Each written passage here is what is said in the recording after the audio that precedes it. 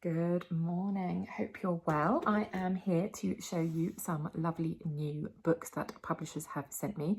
One of the fantastic perks of being an author is that publishers ask you if you'd like to read books from some of their authors, and more often than not I say yes. I went through a bit of a period of saying no because I just didn't have much time, but now I'm just trying to branch out, be a bit more supportive, and it's nice to kind of support everybody, and it's nice to be able to hold their books way before other people get hold of them, which is such a perk, such a fun perk. So I thought I'd talk you through some of the books I've been sent recently that a few of them I've read and a few of them I haven't read yet, but I'm really excited to show you so you can put some of these on your wish list if they sound like the kind of thing you might like. They're either historical and romantic or contemporary and romantic, but either way, publishers and authors seem to know what I like, which is just give me a lovely love story, and I don't mind where or when it is set. So first up, I will show you something from the marvellous Dinah Jeffries. This is The Greek House. Let me tell you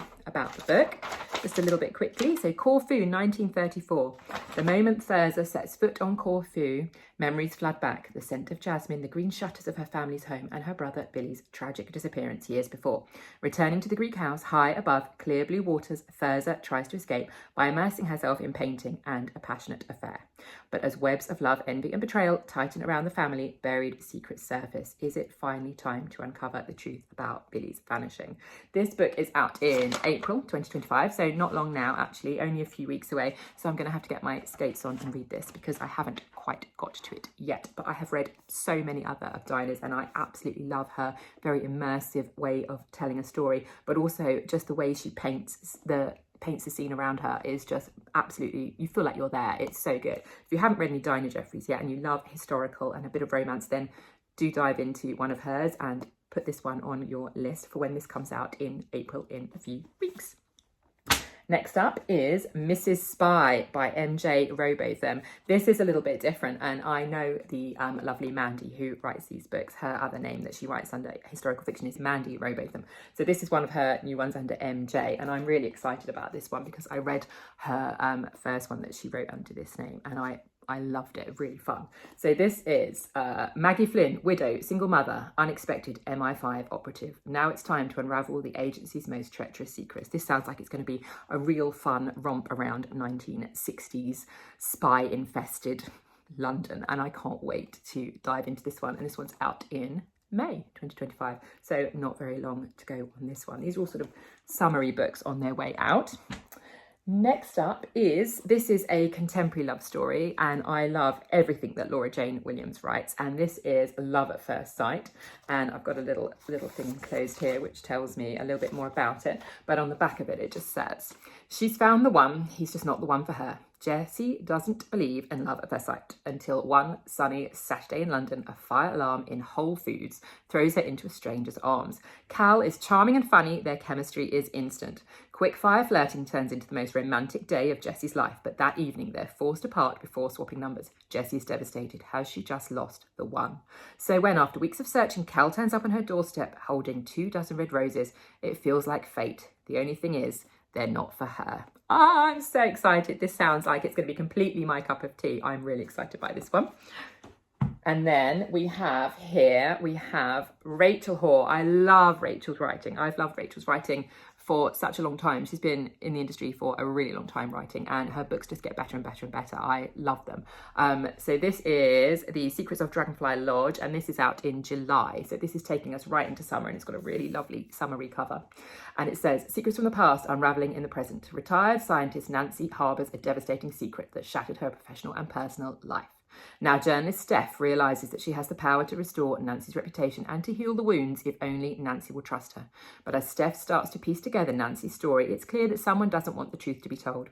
Set in the beautiful environs of the Norfolk Broads in 2010 and post-war London, which is totally my cup of tea, when life for career-driven women was so different, The Secrets of Dragonfly Lodge is Sunday Times multi-million copy best-selling author Rachel Hoare's utterly compelling new novel.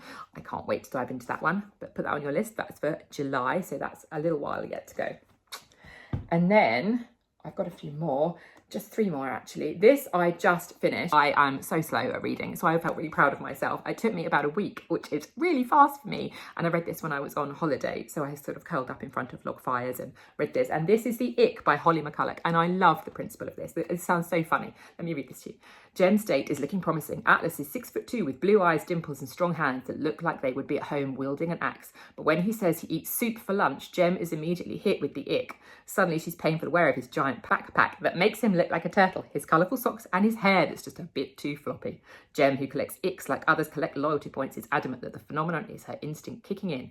But her housemate and best friend Shanti disagrees and challenges Jem to take part in a study for her psychology course. Is intuition real? Basically, she has to date him and not get with him, which of course is the best sort of idea for a book. I love it. And everything he does sort of turns it off, but he's just so fit and so lovely. And I said to Holly afterwards, like, Atlas became my book boyfriend. He's just so funny and he's just so lovable.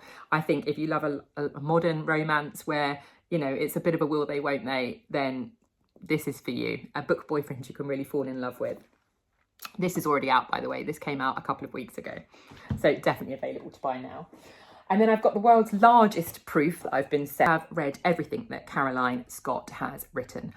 She focuses on history and women, and there's always a lovely romance or a bit of a will they, won't they. And it's just, she wrote a book called The Photographer of the Lost a few years ago, which was her debut, I believe. And oh my word, it stuck with me. It's one of those books that if you could take it to a desert island, I would do that. So I recommend anything Caroline has written. You will not be disappointed. And this is called The Best of Intentions. 1932, when gardener Robert Barsley arrives at Anderby Hall, an Elizabethan manor house in the Gloucestershire countryside, it is home to Greenfields, a community of artists and idealists. Robert has been employed to revive Anderby's famous roses and restore the topiary garden, but he soon befriends the other residents, from colourful neighbour Trudy, who makes a formidable cocktail and keeps her late fiancé's ashes on the mantelpiece, to composer Daniel, recovering from the horrors of the Great War. The only person he can't win over is Anderby's schoolteacher Faye, who finds him perfectly vexing. But just as Robert starts to feel at home, the residents discover that the old orchard has been sold to a property developer who has plans for an estate of Tudorbeathan bungalows, a word I've never heard before and I love it. Can they find a way to keep their creative community alive, or will the new housing development put an end to the spirit of Greenfields? I'm really excited about this. It sounds really different, a really different premise, a really different location. I'm really excited. And this is out in June. So again, another summery one for you. And then last but certainly not least is one that I did read, The Secrets of Harbour House by Liz Fenwick. Do excuse the fact there is no cover. It's not available yet, so that will whet your appetite even more.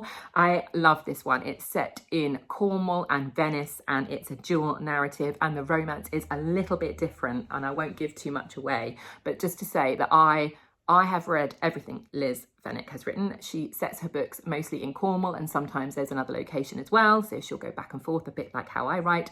And she's just, the location she writes about is so evocative, and the romances are just so believable as well. So if you're after a really lovely historical romance that's a little bit unexpected, then pop this one on your list. And this is coming out in the summer as well.